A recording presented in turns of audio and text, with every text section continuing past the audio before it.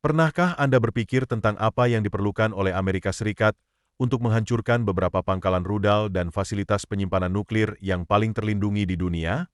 Kita berbicara tentang lokasi yang terkubur dalam tanah, dilindungi oleh beton bertulang, dan dikelilingi oleh sistem pertahanan udara paling canggih. Pangkalan rudal bawah tanah dan fasilitas nuklir Iran dirancang untuk menahan serangan paling hebat serta bertahan dari serangan udara konvensional. Namun, meskipun memiliki pertahanan yang ekstrim, militer AS memiliki gudang senjata dan strategi yang sangat canggih yang dapat menembus pertahanan ini dan menetralisir target-target kritis. Dalam penyelaman mendalam hari ini, kita akan merinci langkah demi langkah bagaimana AS dapat membongkar pangkalan rudal bawah tanah Iran dan fasilitas penyimpanan nuklirnya. Kita berbicara tentang beberapa bunker bawah tanah paling canggih yang pernah dibangun. Contohnya adalah fasilitas nuklir yang terletak lebih dari 80 meter di bawah tanah, jauh di luar jangkauan sebagian besar bom. Iran telah menginvestasikan miliaran dolar untuk memperkuat bunker ini, menjadikannya tahan terhadap serangan udara dan serangan militer konvensional. Jaringan bawah tanah ini menampung rudal balistik Shahab dan Sejil yang dapat diluncurkan ke pangkalan AS atau sekutunya, seperti Israel, sebagai balasan terhadap serangan. Namun, meskipun sekuat mungkin benteng ini, militer AS memiliki teknologi dan pengetahuan taktis untuk menembusnya. Ini bukan hanya tentang menjatuhkan bom.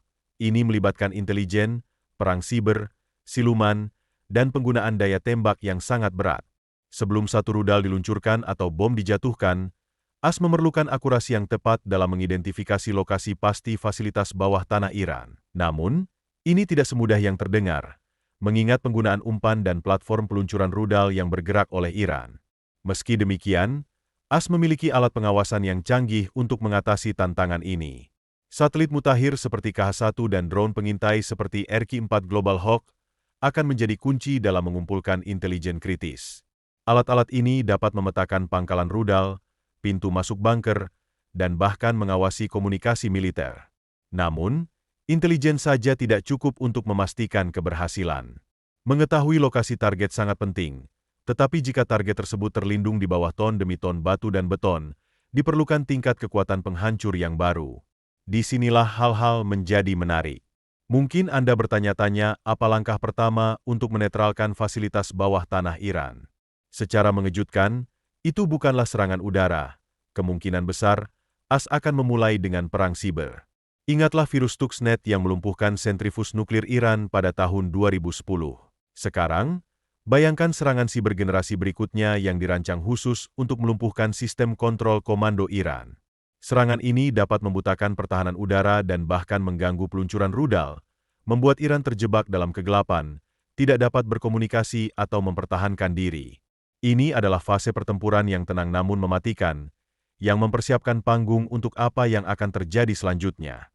Setelah perang siber melemahkan pertahanan Iran, AS perlu membangun superioritas udara.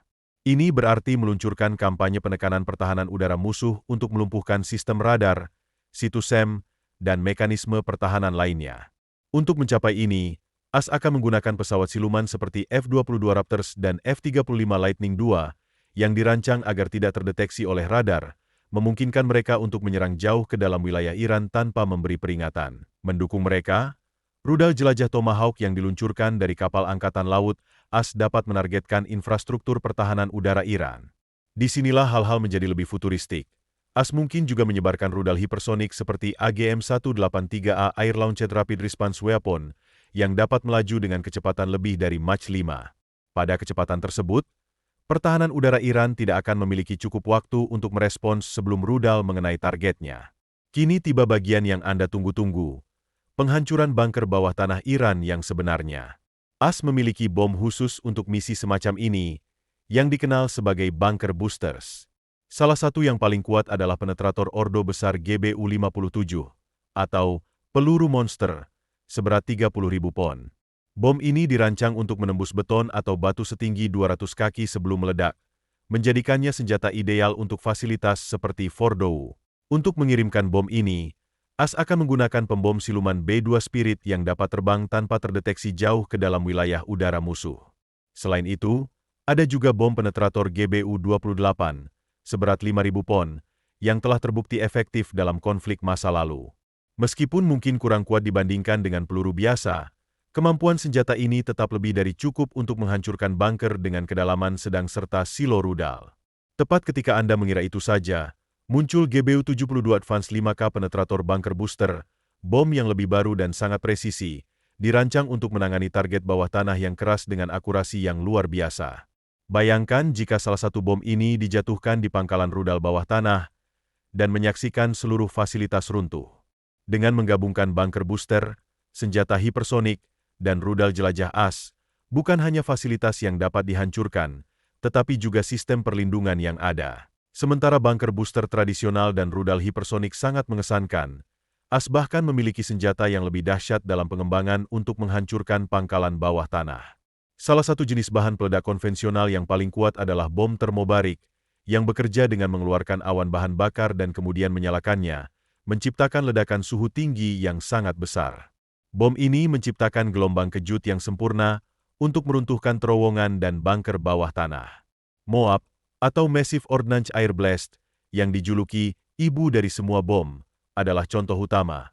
Meskipun tidak dirancang untuk penetrasi mendalam, daya ledaknya dapat digunakan untuk melenyapkan terowongan masuk atau merusak struktur permukaan. Dalam skenario ekstrim, as bahkan dapat mempertimbangkan penggunaan bunker booster nuklir, seperti bom B612. Meskipun senjata kontroversial ini dapat menembus bawah tanah dan memberikan ledakan nuklir yang dirancang untuk menguapkan target yang terkubur, penggunaannya membawa konsekuensi politik dan lingkungan yang besar, sehingga tetap menjadi pilihan terakhir jika semua upaya lain gagal. Platform rudal bergerak Iran merupakan bagian penting dari strategi pertahanannya, tetapi as siap untuk melawannya. Drone bersenjata seperti MQ-9 Reaper dapat melacak dan menghancurkan peluncur ini secara real-time menggunakan rudal Hellfire. Selain itu, kecepatan dan daya hancur senjata hipersonik membuatnya sulit untuk dihindari, bahkan oleh platform rudal bergerak. Sementara sebagian besar rencana ini melibatkan kekuatan udara dan perang siber, pasukan khusus seperti Delta Force dan Navy SEALs juga dapat memainkan peran penting. Unit elit ini dapat melakukan serangan bedah pada peluncur bergerak, menyabotase pusat komunikasi, atau bahkan menyusup ke fasilitas bawah tanah untuk menanam bahan peledak. Mereka juga sangat berharga dalam mengumpulkan intelijen menit terakhir atau memandu serangan udara presisi secara real-time. Kami telah membahas bagaimana as secara teoritis dapat menghancurkan fasilitas bawah tanah Iran, tetapi apa yang akan terjadi selanjutnya? Iran tidak akan menyerah tanpa perlawanan. Pembalasan dapat datang dalam bentuk serangan rudal di pangkalan as di Timur Tengah atau serangan terhadap Israel dan Arab Saudi. Ada juga potensi bagi Iran untuk memblokir Selat Hormuz, yang dapat mengganggu pasokan minyak global dan mengirimkan gelombang kejut melalui ekonomi internasional. Kemungkinan eskalasi menjadi perang regional yang lebih besar adalah nyata, dan setiap serangan militer harus mempertimbangkan potensi manfaat terhadap risiko serius ini. Singkatnya, as dapat menghancurkan pangkalan rudal bawah tanah Iran dan situs penyimpanan nuklir, tetapi itu tidak akan mudah. Operasi ini akan membutuhkan kombinasi pengumpulan intelijen, perang siber, siluman, dan amunisi berpemandu presisi canggih.